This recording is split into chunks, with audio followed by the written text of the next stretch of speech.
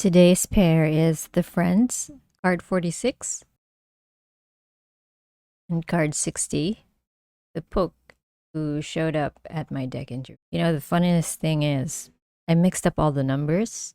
I just had to go through the entire list, right? And re-list all the readings that I've done. I don't know if I've become dyslexic, or the fairies are messing with me, or I don't know, something's going on with the numbering system. I guess this is what happens when you're going with the flow. You don't really do numbers. Or maybe there's a different numbering system that I'm still about to learn. Could be that. Card 46, the Friends. Friendship, support, aid. Boy, am I glad to hear that because I definitely need this right about now. The one on top is fair enough. Fair enough. Okay. And I've already told you all that he wants me to say about him in the introduction to part 2, which I didn't read, so I actually don't know about it. He and Laokan, I have no idea how to pronounce this, and his high-speed friend beneath, this little guy right here, are the best of friends and can nearly always be found together. Call upon fair enough and you get LC as well. Let's just call him LC. And when you need support or to better understand true friendship, do call upon them. As children, we all have fairy playmates and fairy guardians. As we grow older, the pressure of parents and others in our community often nag us into blocking our visions of and communication with the fairies. Fair enough and LC can help us go back to that childlike trust in the fairies and to renew our forgotten friendships with them. They can also often help us to learn more about the true meaning of friendship. Starter reading. Actually, there's a bit of a poem here. Okay, I'm going to read the poem. Hands outstretched reach across the rushing water. You steady me. I steady you on the slippery rocks of time. Hands reaching, giving, and giving in return. I'm so grateful to you for being there. I could never have managed alone. Starter reading. Friendly cooperation with others is necessary to reach mutual goals.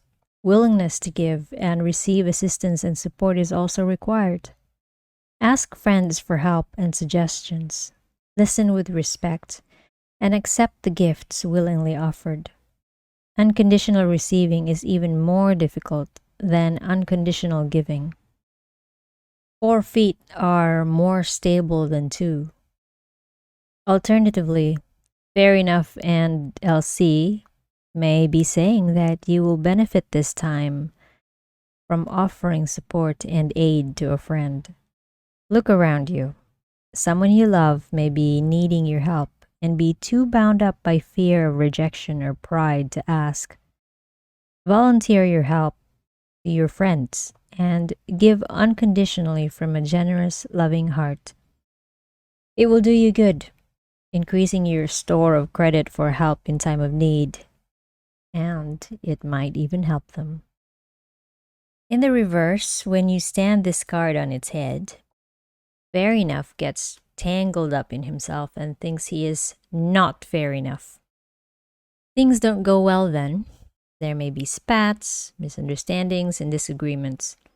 He and his friend may quarrel over nothing much, and rifts may occur. It's time to sort things out. Call in honesty and his good friend tact. Get things back in balance and the right way up with serious, loving discussions. Cultivate your friendships and plant the seeds for new ones. You need your friends, so don't let misunderstandings or touchiness of yours or theirs get in the way. Reopen your heart to them and give them reason to reopen their hearts to you. Like the Apostle Paul wrote, love is patient and kind. Card number 60, the Pook. Shape changer, good and bad, bad and good. Paradox, resolution. The Pook is a shape changer. He appears in whatever guise he thinks will be most confusing to you, depending on his purpose. Brian wrote that he weaves spells to bemuse our senses and confuse our judgment. He is a master of the arts of illusion and delusion, holding up a distorting mirror to reveal the bad in the good and the good in the bad. The book also wishes to show us the bad in what we think to be good, and vice versa. This may confuse us further, or it may help us to gain a more balanced understanding of how things really are. He's very against rigid mindsets and, in his own way, encourages the development of inquiring minds. His true face? I'm not certain that Shape Changer even has a true face, though he did hold still long enough for Brian to paint him. However, the Pook is very proud of the face he assumes. With them, he offers us contradictions and paradoxes and finds it all too easy to confuse our judgment because we are often not thinking very clearly anyway. Sometimes we even hold two or more contradictory beliefs in boxes in our own minds. If one is true, we think when we finally consider them, then the other must be false. Not so. Perhaps both are false. Perhaps both are partly true and partly false. We tend to cling desperately to our beliefs, even when they make no sense to others or are counter to our actual experience. Our paradoxes and confusions are self-created, and the Pook need only dress them up a bit, add a little sparkle, and dangle them before us in order to induce confusion. In that confusion, we are likely to believe almost anything someone presents to us just to feel as if we have a metaphorical anchor in reality. His challenge for us is to wake up, to stop projecting our confusions on reality.